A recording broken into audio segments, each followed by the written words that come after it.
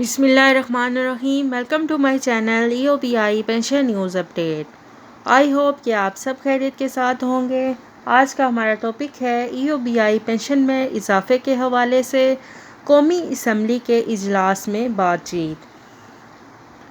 Topic کی جانب بڑھنے سے پہلے آپ سب سے گزارش ہے، اگر آپ چینل پر نئے ہیں تو چینل کو سبسکرائب کر لیں تاکہ پینشن سے متعلق اور سرکاری ملازمین سے متعلق آنے والی ہر نیوز اپڈیٹ سے آپ کو باخبر رکھا جا سکے۔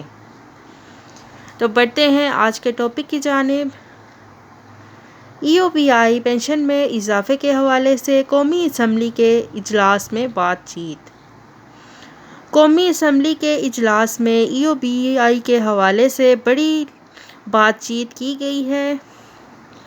وہاں پر بھی پینشن میں اضافے کے حوالے سے آواز اٹھائی گئی ہے۔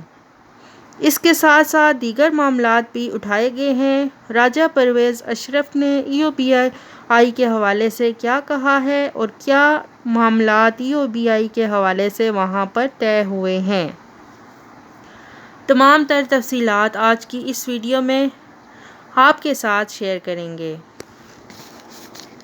اسپیکر قومی اسمبلی راجہ پرویز اشرف نے EOBI سے متعلقہ سوال کو متعلقہ قائمہ کمیٹی کے سپرد کرتے ہوئے ہدایات جاری کی ہیں کہ جو بھی قانون سازی اس ضمن میں ضروری ہو وہ عمل میں لائی جائے۔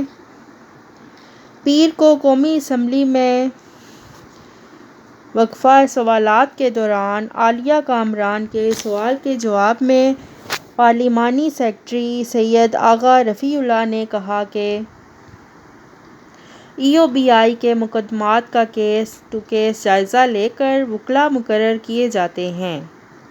عالیہ کامران کے سوال کے جواب میں پارلیمانی سیکریٹری سید آغا رفیع اللہ نے کہا کہ افرادی قوت کو باہر بھجوانے کے لیے قانون میں ایک بل کے ذریعے تبدیلی لائی جا رہی ہے۔ اس کے بعد آن لائن درخواست دے سکیں گے۔ مولانا اکبر چترالی کے سوال کے جواب میں پارلیمانی سیکریٹری سید آغا رفیع اللہ نے کہا کہ سعودی عرب اور UAE میں کمرشل ویلفیئر موجود ہے، صرف سعودی عرب میں ایک نشست خالی ہے۔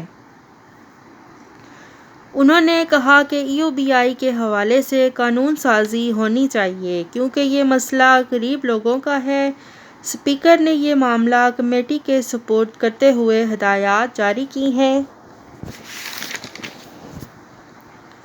کہ اس معاملے میں جس قانون سازی کی بھی ضرورت ہو وہ کی جائے۔ یہ تھے قومی اسمبلی کے سوال جواب سیشن میں عالیہ کامران کے سوال